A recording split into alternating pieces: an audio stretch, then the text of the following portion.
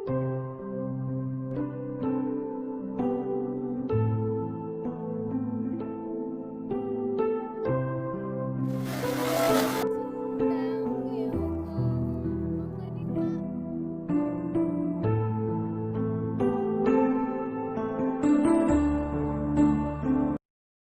qua đây đây.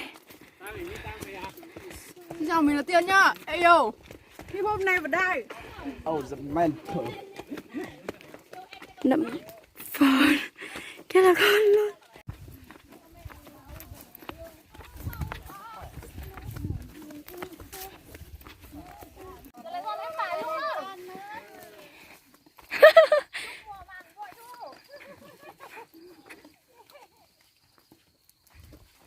Đó, phải tua một tí cho trong bộ phải u tua phải mua thì hôn để tua.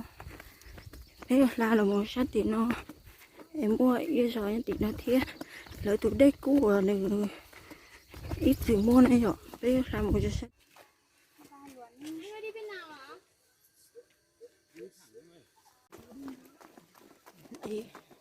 Đấy thì một trong một sát là kế đi ơ cho tao đi.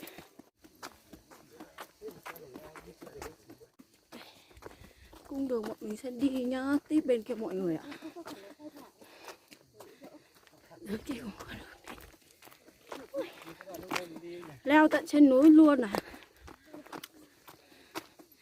Sao phải sang bên kia nữa, sao kể nhất tỷ u nữa. Đây chụp là liều. Sắc liều. Chỉ thở đây.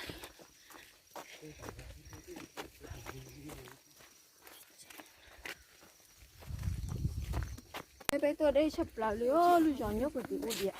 9 giờ dậy. 9 giờ dậy. Ô, các bạn ơi, vẫn còn xa lắm. Bên một đầu xe trông của tỏ quá. Cái này là không được có.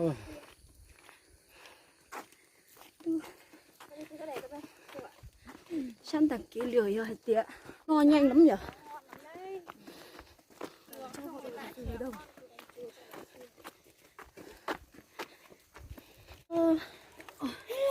Xe có xe gì chứ tôi đây sắp lại đi nữa. Bây tôi có tới tôi lâu chi cây số mà tôi chọn điện.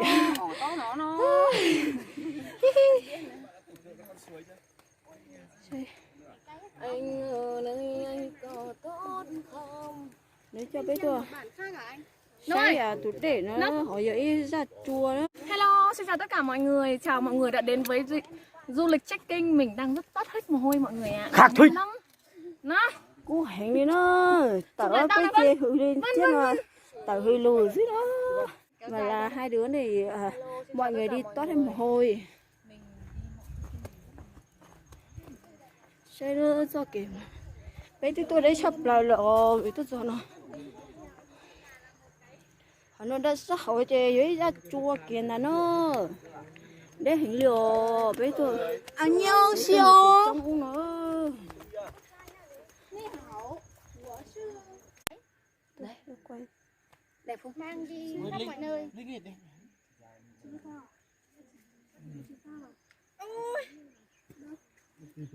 Ở đây thì họ không đi chăn trâu ở gần đây sao mà nhỉ?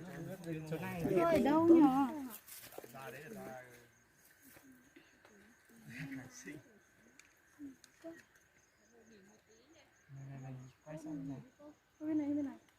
Mình chỉ có một đường này để đi thôi đúng không? Nó bé tôi trống rồi, nó chỉ tiếp mùi chỉ tao tôi đây bé mùi đi nó số chụp là đi.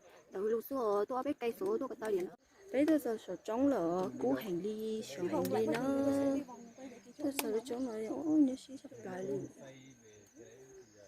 Ngáo à? Bây giờ cha quá sợ. Bé mùi đấy chụp lại đi. Mùi đó cha trống quá tiểu.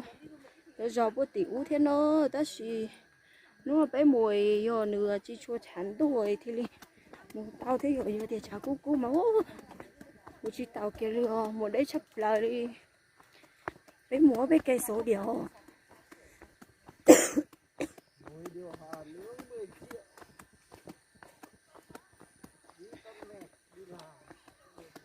bé múa bé cây số địa một đấy chấp lại đi bé chở là sát trông nó được quá tiểu thì vậy rồi có chỗ thì dễ đi sửa đấy thì liệu để cho về nó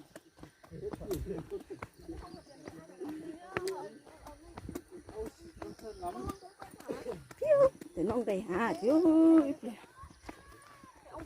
ít là lo chứ tôi chấp lời đi ơ tôi tay mày sao mà đi phục vụ ba gì mà toàn sai với phạm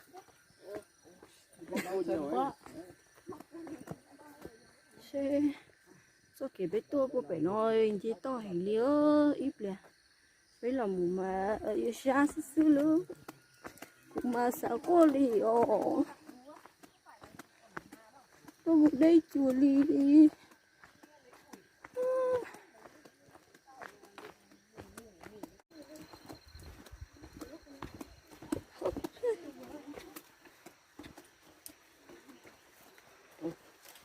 kiểu gì cũng phải xin chụp một kiểu đây.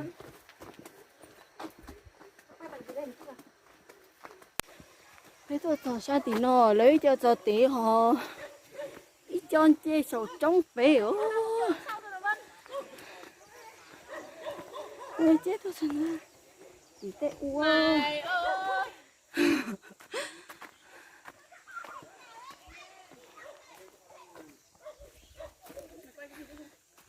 quay video cho sầu trong sợ Mẹ ăn cái quả táo mèo chát rồi. bây tôi cho cái bố tí ra chua tí nên bỏ được sát sập ra liều Mình đi một đường. cây nông sản chủ yếu là cây táo mèo đấy mọi người cây táo mèo đấy chỉ sắp lá để cho tí nó nào cái chó này này gì hành liều xem gì chấp lá liều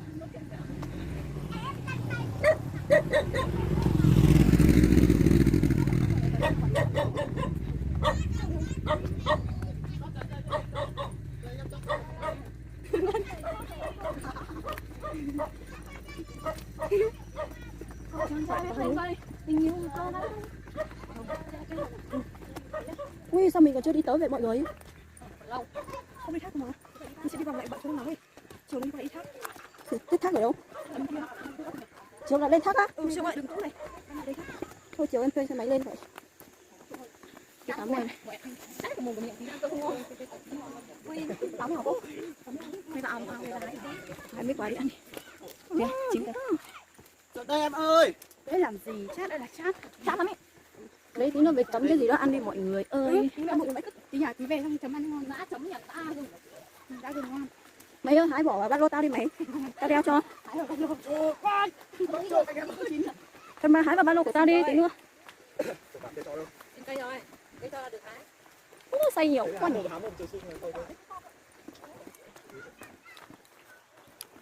bây giờ tao trong kiểu của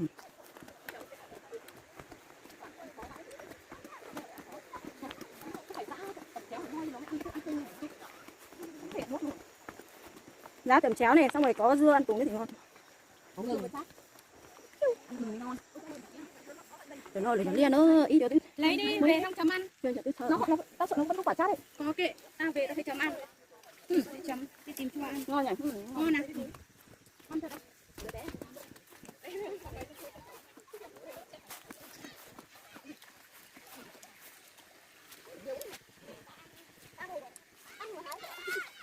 Tao nước phải đun thôi.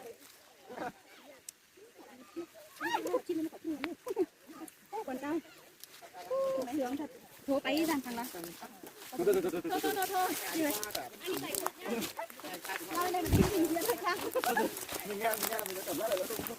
Bằng đáy trong lớp nhờ lấy hộ lại lo nước còn chả lấy được nói gì ra lắm chả xong không.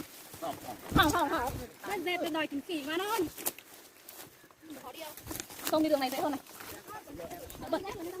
Đi với con Dung là nó quen rừng núi thông nên đi nó. chuẩn Dung nhỉ đúng không? Quay đào phát là Dung. Hả?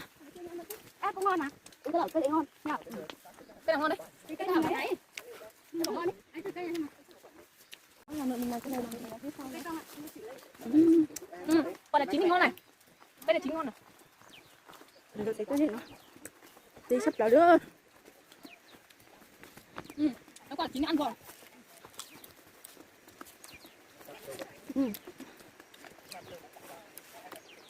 Ôi, cóc xà tôi chỉ chặt lại.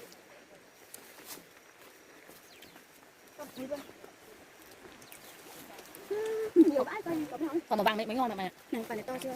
Mày lấy quả đấy gì Quả hồng, ăn được đâu. Ừ, ăn được đâu, mang về nó cũng chặt chín quả đấy. Ta mang về để lâu lâu nó chín rồi ta ăn. Quả đấy chín thì nó thối rồi mày ơi. Còn nó không phải quả chín nó khô đâu. Nó khéo thôi. Có đi sát mua mua này mua lọc mua tiền. Chẳng không có tiền mà đồng luôn. Không qua còn vay này đi sổ. Tao đúng 1 triệu một tiền đấy. Anh nộp cho 2 triệu. Cái phần cho 700. Anh rồi 700 nữa. Chỉ thêm một người. Ta nộp hết xong ta mua ly rồi. Em trồng cho 3,5 triệu, bố mẹ cho mấy trăm. Tao không có tiền đâu. Xong rồi từ là táo viên.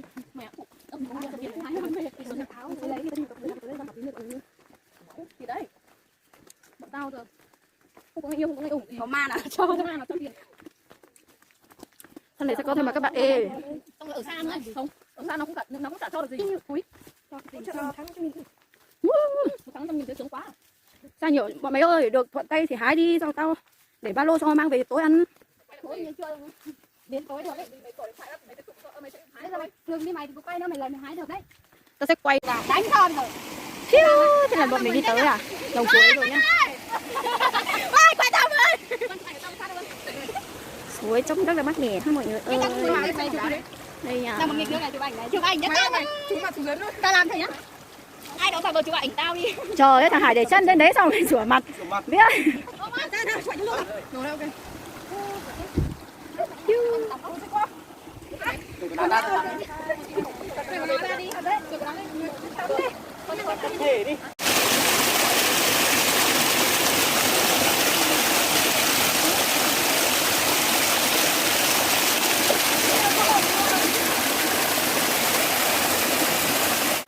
Đi thuyền đi không rồi.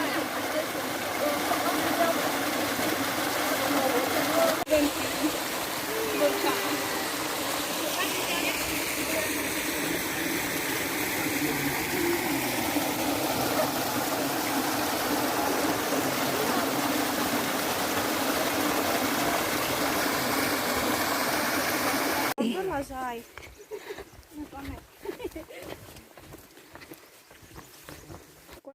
Kia thấy ơi, bọn em từ trên đỉnh núi đi xuống ạ.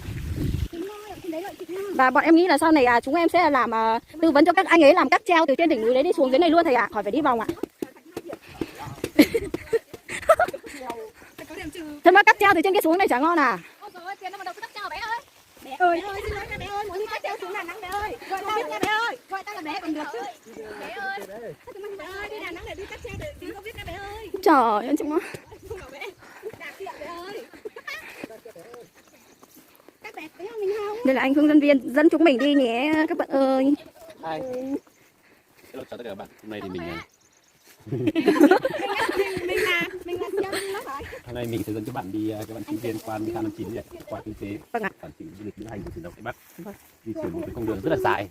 Đúng vậy ạ, tiếp trên núi xuống. Như thế này thì nhưng mà các bạn sẽ qua cái chuyến trải nghiệm này thì sẽ học được rất là nhiều thứ và vượt qua được chính mình.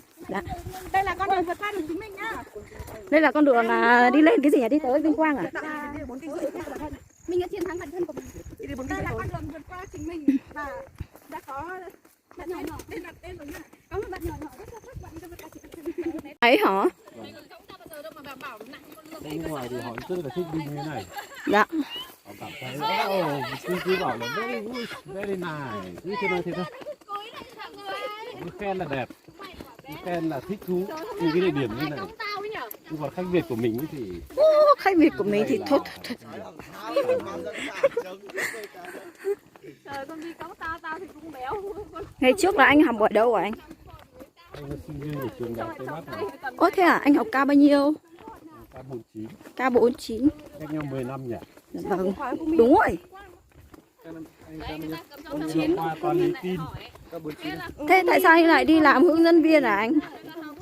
Do cuộc sống nó đưa đẩy em. Đây niềm đam mê của anh ấy thì anh đã thích hơn cái nghề làm du lịch rất là lâu rồi. Nhưng mà thời xưa ấy thì cái trường đại học Tây Bắc ấy thì lại không có ngành du lịch. Thế anh học tiếng Anh ở đâu ạ? tiếng Anh thì anh học cái về Qua trong trường chuyến đó. Dạ. thì mình vẫn dạy mà. Vâng. Mày hát sau đây bạn ơi. Tết lại Tết ma quay. Anh ơi, thế anh có nghe được tiếng Thái đen không ạ? À, cái anh vừa nãy là Thái đen ấy. Có xe các bạn ơi. Cái anh hỏi mà cán bộ đi đâu về đấy? Hà ơi, nông là ai ơi. Trong mắt người hành cân lì.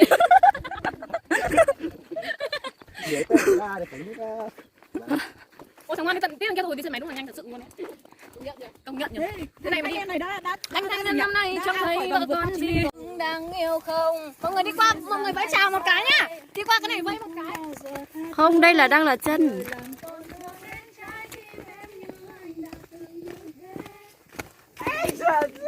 Đi qua đây đây. Xin chào, mình là Tiên nhá. Ê yo, hip hop này vào đây. Oh, the man. Nậm phòn. Thế là con luôn.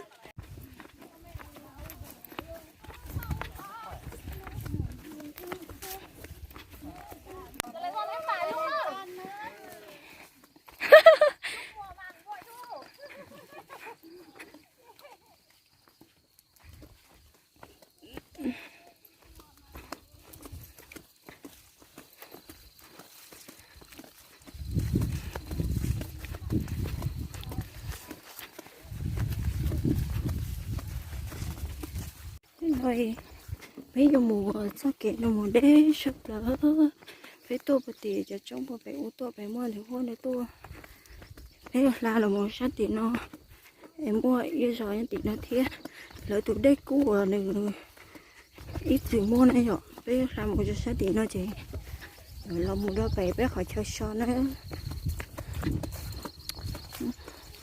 bé mùa cái pha gấu sữa là pha gấu sữa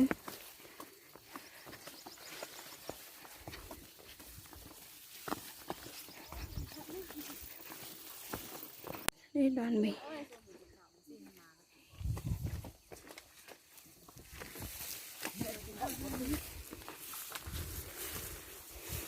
di chuyển đi tiếp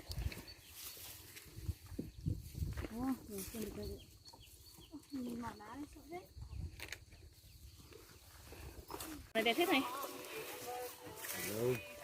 Còn đâu á? Đẹp nhỉ? Đi này.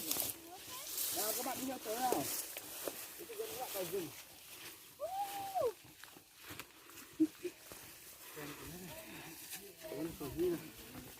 bát mấy vào mưng này.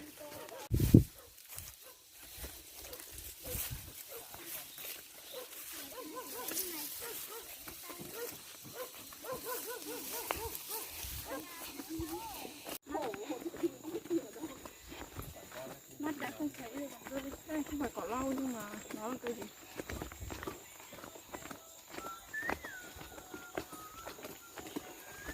Đuôi chó.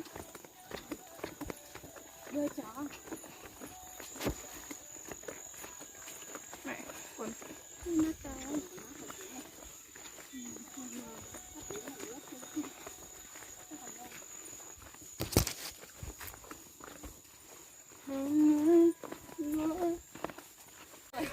bạn rồi.